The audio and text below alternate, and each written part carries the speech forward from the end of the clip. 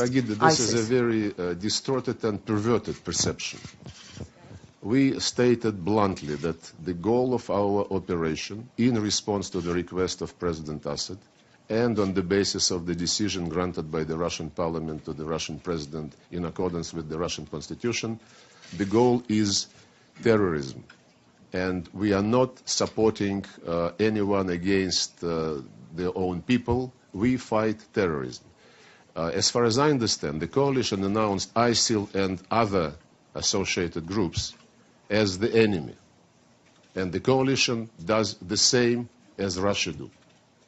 Somehow, some people try to present the coalition action as leading to a political settlement, and Russia fighting the same people is being perceived or presented like defending the regime.